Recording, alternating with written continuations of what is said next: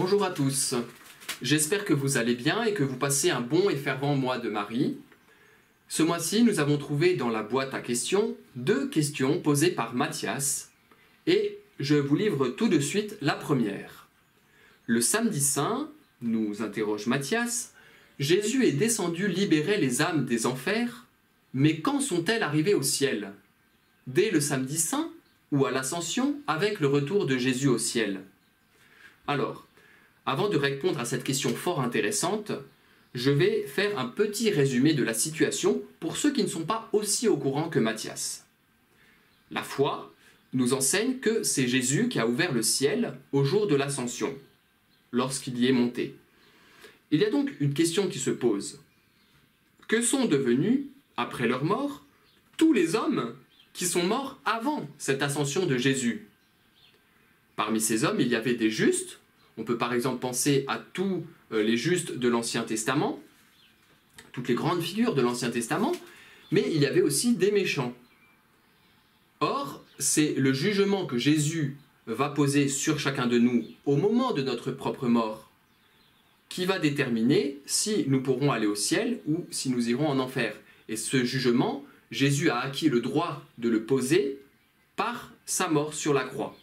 Ainsi donc, au séjour des morts, comme la Bible appelle ce lieu d'attente du jugement, puisque le sacrifice de Jésus sur la croix n'a pas encore eu lieu, les bons et les méchants se trouvent en attente de leur jugement.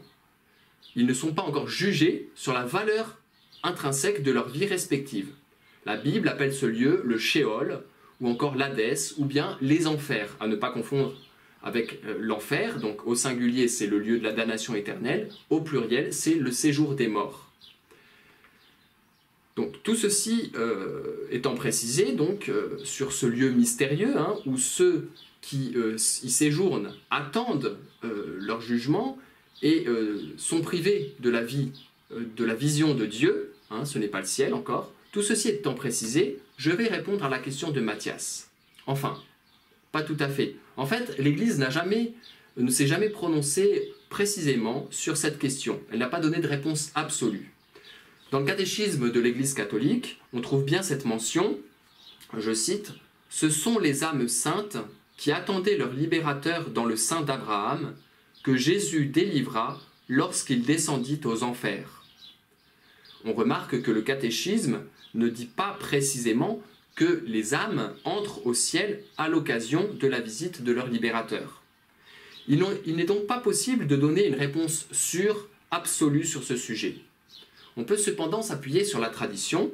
La tradition, ce n'est pas la coutume, la tradition, c'est la transmission sans cesse approfondie de l'enseignement des apôtres et une transmission inspirée par le Saint-Esprit au sein de l'Église. Que nous dit donc cette tradition? Eh bien, elle nous dit qu'il est vraisemblable que les âmes soient arrivées au ciel le jour de l'ascension. Voilà, c'est une opinion que nous donne la tradition, qui est vraisemblable, donc à laquelle on peut accorder du crédit, bien que l'Église ne se soit pas absolument prononcée là-dessus. J'en viens maintenant à la deuxième question posée par Mathias, qui est en fait une triple question, et que je vous cite. J'entends souvent parler du Concile Vatican II et du Concile de Trente. Qu'est-ce qu'un concile? Quelle différence avec un synode? Quels ont été les plus importants conciles de l'histoire et qu'ont-ils changé?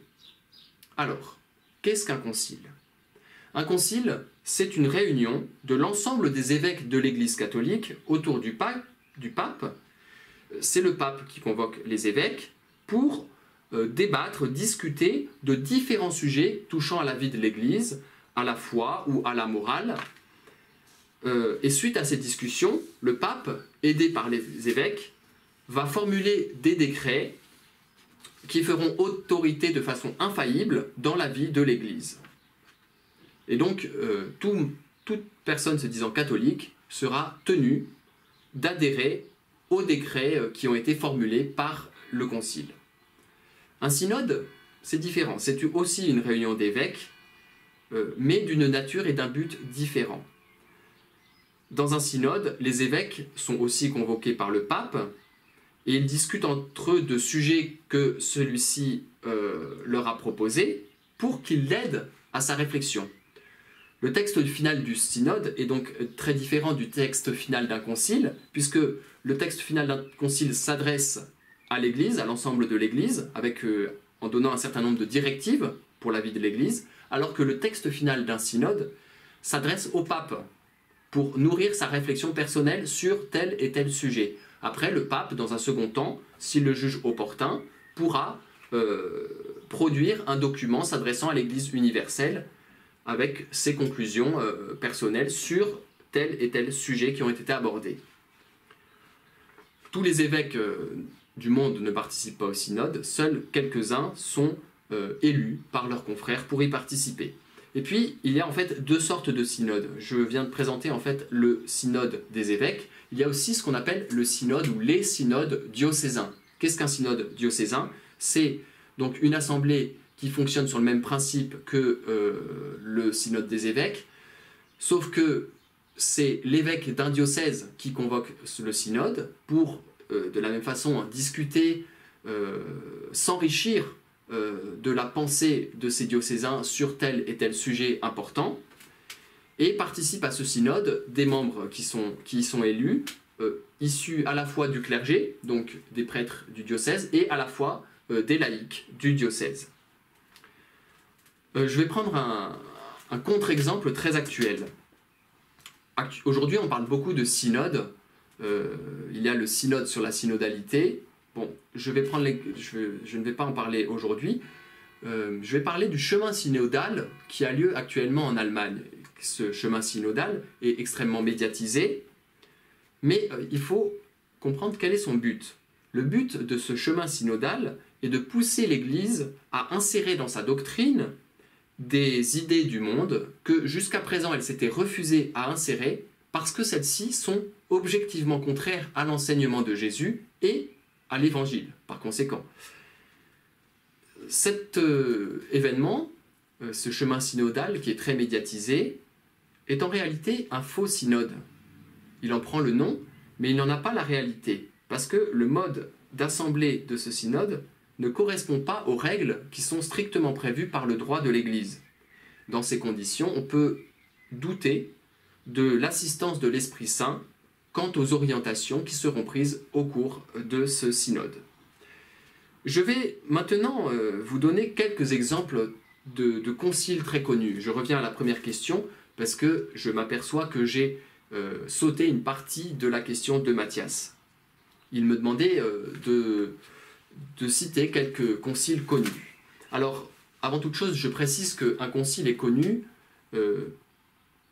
Ce qui fait, du moins, la notoriété d'un concile à travers les siècles, c'est le sujet qui a été abordé et les points de foi qui ont été précisés. Il faut bien avoir conscience que la majorité, l'immense majorité des dogmes de l'Église catholique, donc c'est-à-dire des vérités de foi qu'il faut croire pour être catholique, ont été définis au cours de conciles. Alors, voilà quelques exemples. En 381, à Constantinople, le dogme de la Trinité est formulé. Dieu est Père, Fils et Saint-Esprit. À Éphèse, en 431, la Vierge Marie est reconnue Mère de Dieu. À Chalcédoine, en 451, Jésus est reconnu pleinement Dieu et pleinement homme. Il a deux natures en une personne. Vous voyez, ce sont des points de foi qui sont techniques. Alors certes, quand on a 11 ou 12 ans, comme vous qui regardez cette vidéo, on n'est pas forcément intéressé par ces points techniques, par le détail de ces points techniques. Mais en grandissant, on s'aperçoit que pour que notre foi soit solide, et pour que notre foi résiste sans faiblir face aux hérésies, face à toutes les idées à la mode, mais qui sont en contradiction avec l'Évangile, eh bien, pour que notre foi résiste, elle doit être solide. Pour être solide, eh bien, elle doit être nourrie, profonde et comprise en profondeur. D'où une certaine technicité, oui, dans des dogmes qui ont été formulés. Au XVIe siècle, à Trente, les évêques redonnent toutes les définitions du contenu de la foi qui ont été mises en cause qui ont été remises en cause par la réforme protestante. La réforme protestante, initiée par Luther, a extrêmement ébranlé l'Église en remettant en cause un pan entier du contenu de la foi.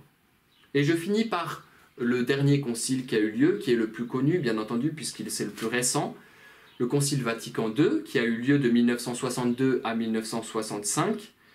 Au cours de ce concile, les pères ont cherché à donner une direction à l'Église pour que celle-ci puisse continuer à exprimer la foi de toujours, qui nous vient de Jésus, à l'homme d'aujourd'hui, dans le monde moderne. Voilà, j'espère que ces quelques réponses aux questions de Mathias vous auront tous intéressés, qu'elles étaient bien conformes aux questions. Maintenant, je vous rappelle le défi de ce mois, qui est de prier chaque jour Notre-Dame-des-Neiges, puisque c'est le mois de Marie. Et puis, pour conclure, nous allons invoquer brièvement la Vierge Marie. Ô Notre-Dame, nous nous confions en vous, en votre obédience bénie et en votre garde très spéciale. Amen.